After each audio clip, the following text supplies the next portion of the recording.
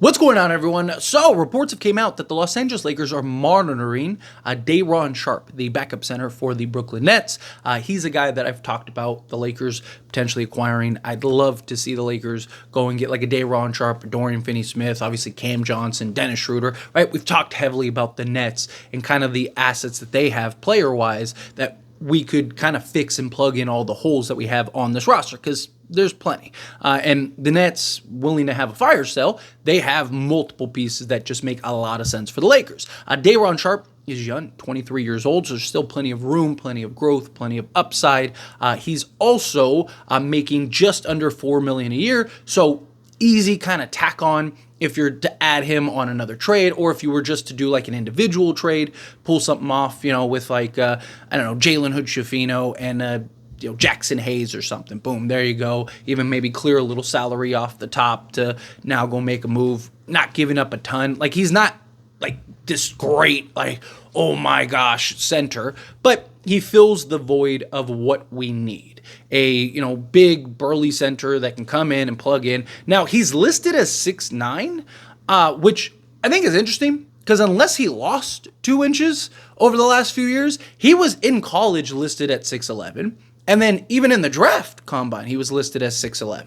But now he's listed as like 6'9", which I think is kind of interesting, like I said, unless he just lost some weight. But he also is like 260, 265. So he's got good size, good strength, good physicality, which I think could go a long way for the Lakers. Now, as far as the stat-wise goes, right? Again, this isn't a guy that's going to jump off the page to you. But this season, so far, he's played 1 game.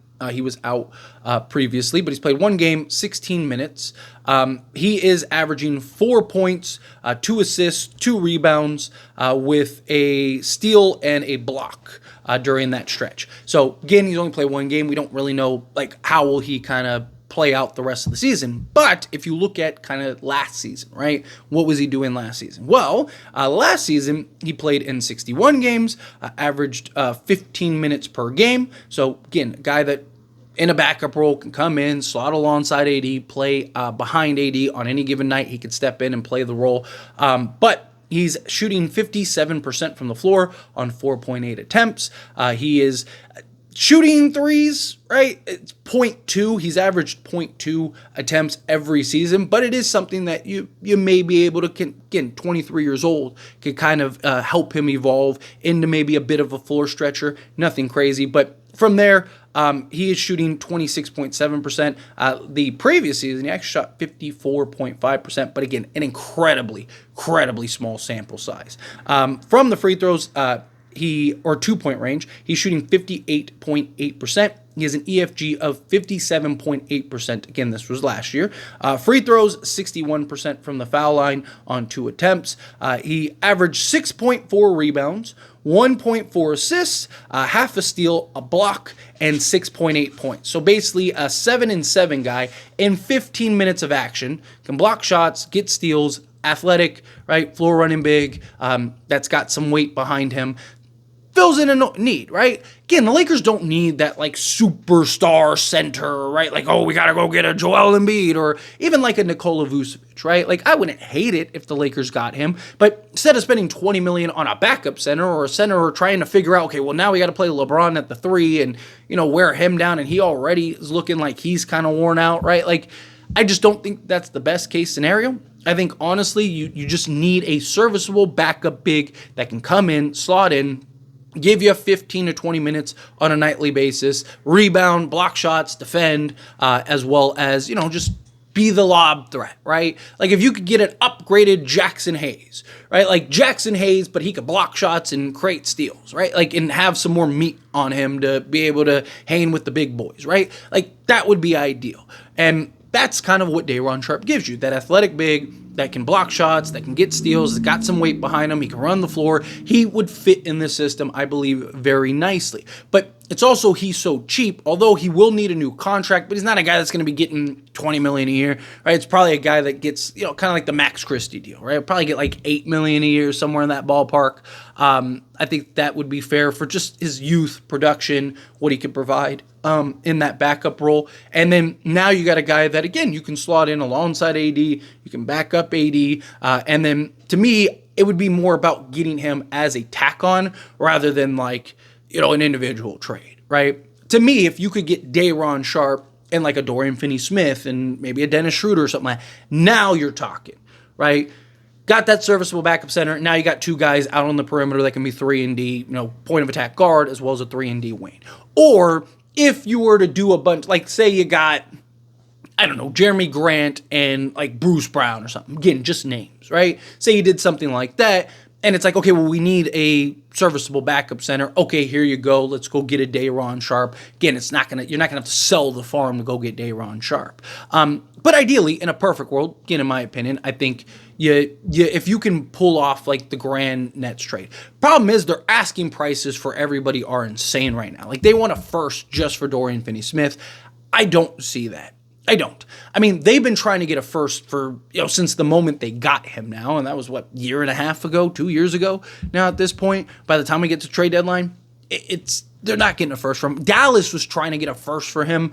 No, even before that. No one's bought on, a Dorian Finney-Smith at a first.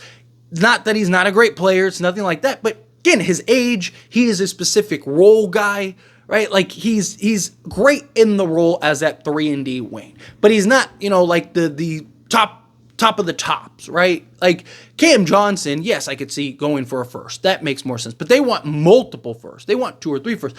Also, the Knicks may have kind of sabotaged any realistic trades for guys too.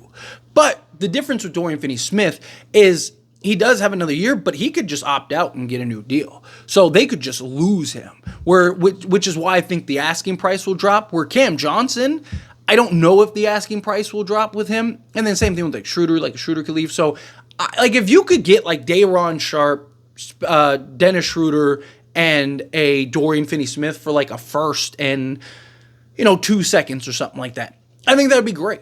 Right, you got your point of attack guard, you got a 3-and-D wing, and you got Day'Ron Sharpe, and you still have a first to go make that other move. Right, you can maybe go play and take another guy, and that's only like 34, 35 million. I don't even think it's that much, but remember, Lakers have to send out more salary than they take back. So literally, you could do like D'Lo, Rui, and like a Jalen Hood-Schifino, and get back Dennis Schroeder. Dorian Finney-Smith and Day'Ron Sharpe at that point, right? And then now you kind of did the 3-for-3 swap. You still have like Gabe Vincent, Jared Vanderbilt, right? You'd still have Max Christie if you needed to. You have pieces that you could get to another 30, even like really 40 million if you wanted to without having to trade like Reeves or Connect, which I don't believe that the Lakers would. I wouldn't trade Connect. Reeves, not opposed to it for the right move, but maybe you can go get that other piece. Maybe go get another guy because you still have that first that you can slot in, whether it's the starting unit and have Schroeder come off the bench but I mean, Schroeder and Dorian Finney-Smith would slot in just perfectly, right? Because you could go like Schroeder, Austin Reeves, Dorian Finney-Smith, LeBron James, and Anthony Davis. Boom, there's your 5. I'd like to upgrade Gabe Vincent if you could. And then Jared Vanderbilt, I think now that you have a Dorian Finney-Smith, you can kind of justify, because you always have Cam Reddish, if you kind of like need a guy in a pinch, he can kind of step in and play that role. So I would probably look to see if you can take Gabe Vincent, Jared Vanderbilt, and then whatever salary filler you need, and try to maybe Jackson Hayes at that point because you got a Day'Ron Sharpe, and then you could always bring in Koloko. But like try to get that because that would get you to basically 24 million, and then you could go and maybe make a move for another guy, right? Maybe add a better quality bench guy, right? Maybe you're going and getting a Bruce Brown who is interested in coming to the Lakers, right? So maybe you can get a Bruce Brown in that like 6th man role, and then that way when Schroeder goes to the bench, boom, you still got that point of attack, kind of 3-and-D guard.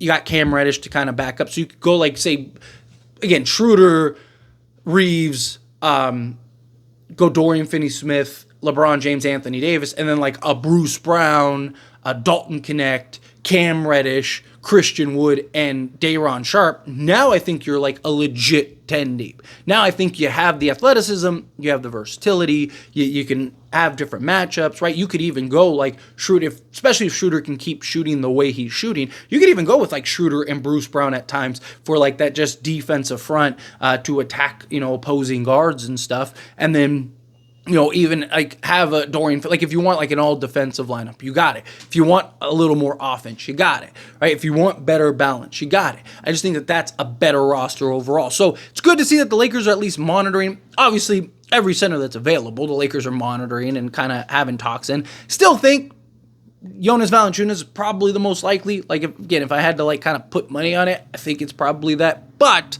I do like the idea of Day'ron Sharpe. Obviously, Kessler is my favorite prize, but you're also going to have to give up at least a first, probably maybe a pick swap or something like that.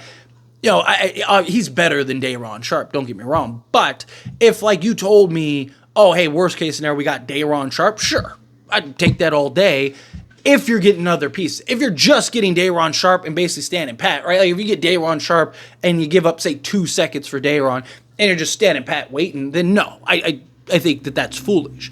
But if you're getting a Day'ron Sharpe and then, like I said, a Dorian Finney-Smith, or you're making that other big splash, like a Brandon Ingram or something like that, then now I think, like, okay, now that ceiling can raise enough to where you can be a contender. But anyway, as always, this is a discussion, and I pass the question on you. Let me know your thoughts and opinions down in the comments below. What do you think? How do you feel? What are your thoughts? Do you agree? Do you disagree? Do you like the idea of Day'ron Sharpe? Do you think, no, he's not the answer? Do you like Day'ron Sharpe if it's, like, part of a package, right? Where it's like, hey, you're getting Dorian Finney-Smith and a Dennis Schroeder. Again, however you feel, whatever your thoughts are. Either way, I'd love to hear it. So let me know down in the comments below. That being said, if you haven't liked this video, hit that like button. Helps me out. So we enjoy these types of videos, and I truly appreciate it. Not subscribe channel, hit that subscribe button. Turn on the bell notifications. Appreciate y'all. See you in the next one. Thank you.